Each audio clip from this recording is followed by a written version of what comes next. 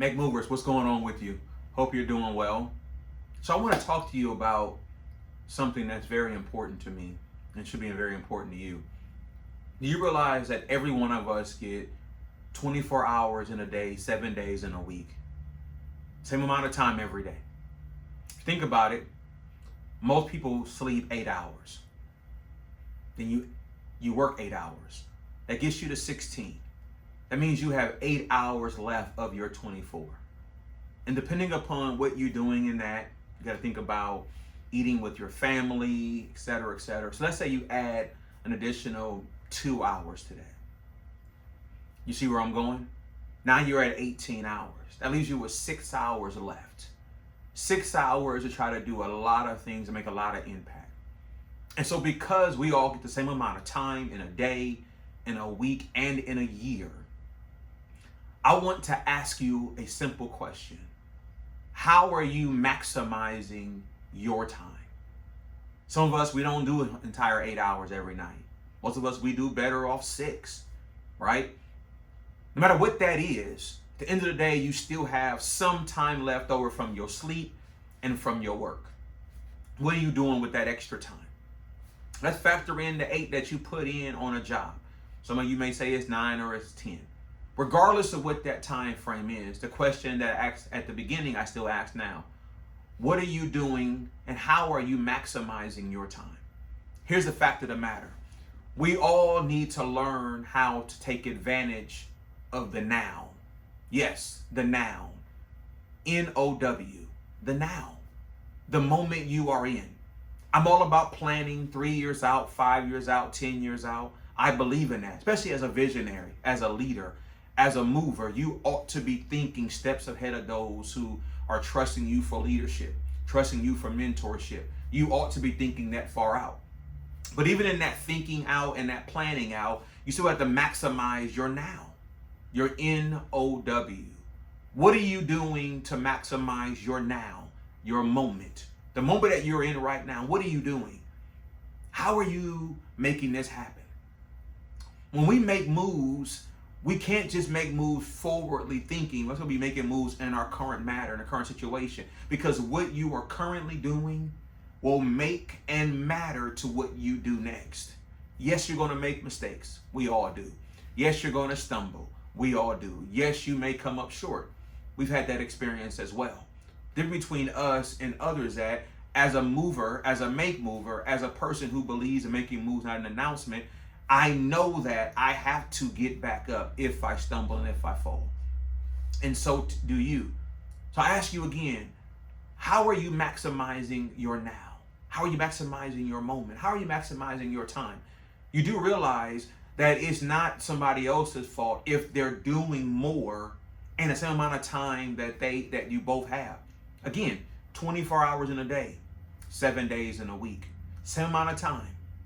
The difference is, for some, they foolishly waste their time. For others, we maximize it. I love to enjoy things. I love to travel. I love to dress nice. I love helping other people. I love just relaxing. I'm not different from anybody else. I believe in you work hard, you play hard. I believe in that motto as well. But here is the thing. As you make moves, you also learn how to work smarter and not harder. Wisdom ought to kick in and say, you know what? I can do the same thing I've been doing, but be more efficient about what I'm doing and how I'm doing it. There are people who will desire to use your gifts and your talents, will call on you because of your expertise. But you have to be able to be in the now, be in the moment. Let me give you a personal matter.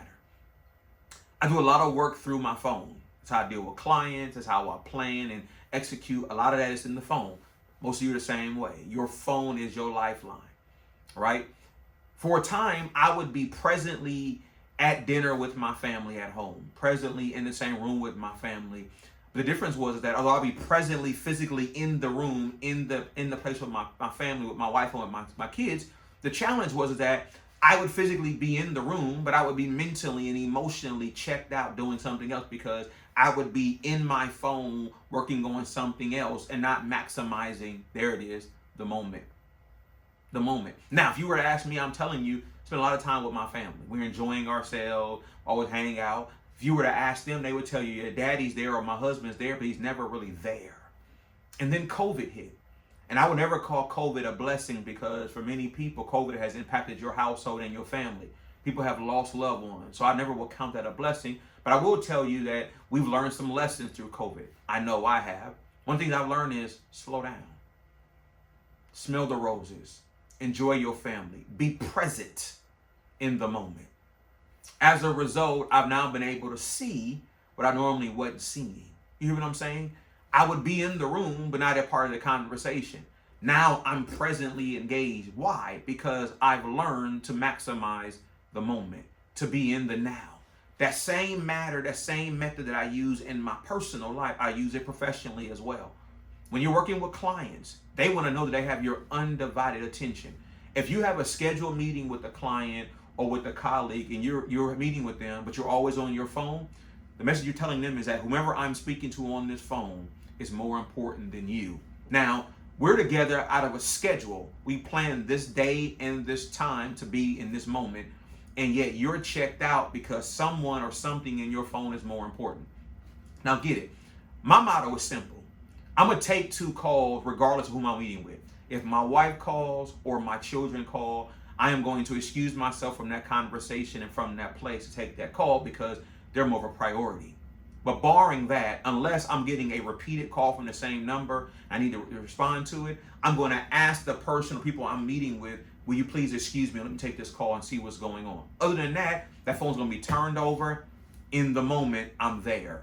Why? Because people's time ought to be as important to you as it is to them.